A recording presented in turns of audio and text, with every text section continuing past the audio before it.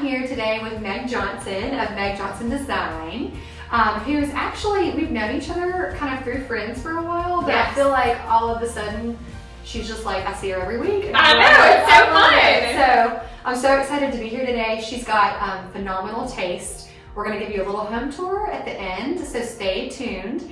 But really just wanted to get to know Meg and ask her a few questions today. So I've always known that I wanted to do design, decorating in some capacity. I did not go to school for design. I actually have an art degree. Which you will see all over the house, by the way. Yes, that worked. Yes. But when I was in college, I started working for Selena McAdams at a store called Spruce. Started doing retail there, and I've been there ever since. The job just kind of evolved through the years, from managing the retail aspect to getting into buying and becoming her design assistant, and then eventually taking on my own design projects. So that's been what, like 12, 13, 14 years. I don't even know. Yeah. And when I met my husband, we ended up purchasing a home together, renovating it, loved the process, and now we sold that home, bought this home, renovated this home over the past year, and now we're kind of like settling into this new home that we're in right now. She says that, and then she's like, I kind of think we might be done with this home, you know? When we're in the middle of a renovation, we hate it, and then when it's over, you're like always looking for the next renovation. I know.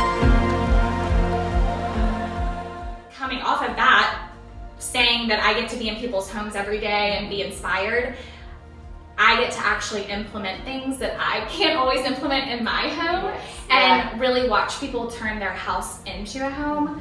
And I just love being creative and watching people fall in love with their home. So many times I go into someone's house and they kind of know what they ultimately want it to look like, but they don't know how to get it from point A to point B. And so I love kind of walking them through that process and getting them to a place where they're really proud of their house and want to show it off and entertain and have family over. Like that part of it is really fun for me.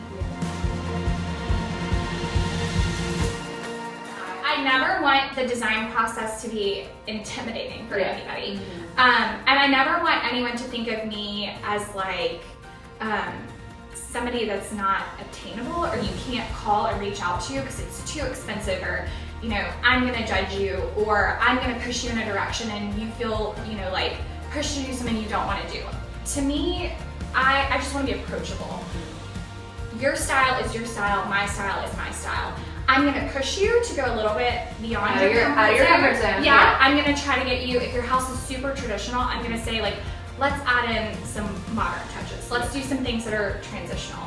If you're super modern, on the other hand, I'm gonna say, I think you need to funky it up and add some vintage or some antique pieces.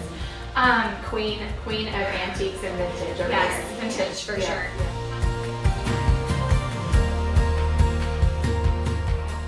Talked to a few designers before, and they were great, but I just, at the end of the day, I was like, man, I mean, I want some nice things, but I also don't want to break the bank, like you said. I also want to work with somebody that I feel comfortable with. And not only had I known Meg, and she was stepping out and doing even more of her own work and clients and all that, but then, you know, friends of mine, like really good friends of mine, also had used Meg, and they're like, she's awesome. She's, you know, and the thing I love most about you, Meg, is that you don't have to spend X number of however much, you know, on 4 pillows and a sofa, like, and that breaks your budget. Like, she is very, I really appreciate hearing that, because, you know, going back to what I was saying about it being a process, not only is it a process, but it's all about a mixture of high and low pieces. If you have a great month selling houses, you splurge on your dining table. If you want to like, which we finally just got. Let's just say that. So we've lived in our house a year, and the dining room's been empty. And finally, you know, I quit my job and then I bought it. That's all it took. That's all it took. Quarantine. Yeah, being home more. But then if you have a couple of months where you're like, I'm gonna take it a little bit slower. Maybe we're gonna buy like a small piece of art, or we're gonna focus on getting the lamps or the lighting taken care of in this room.